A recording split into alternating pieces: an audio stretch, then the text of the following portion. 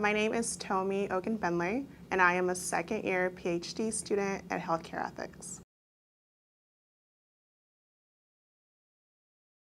I can start with the organization.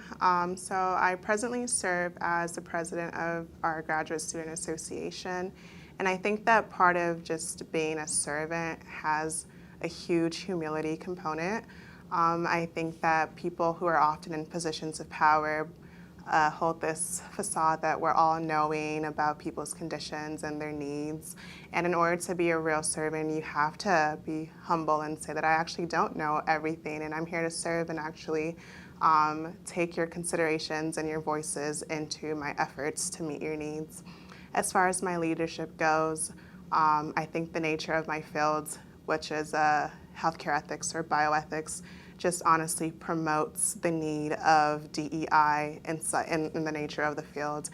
And so my research really amplifies the voices of those who are often marginalized out of this course, and trying to use their voices to help promote health policy and inform just our health directives and initiatives in general.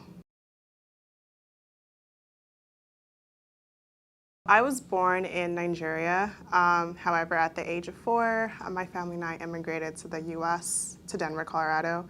And I kind of grew up in this peculiar position where I was too American for the Nigerians, but too Nigerians for the Americans. And so feeling a sense of ostracism and like I didn't belong. And a lot of the people that I work alongside feel that they don't belong. And so with my informed background, I try to create a space where people do feel a sense of belonging and that they are heard and valued and listened to. And so during my upbringing, I've often done things such as advocacy or being client advocates in particular for just in the nature of my fields, and working with the VA, for instance, or students who aren't invited to tables and discussions. And so having the side where like I kind of lived a double life in a way, and learning to navigate this feeling of isolation and also understanding that there might be people who experience something similar to me, and trying to help them find a sense of identity as well. I mean, listen.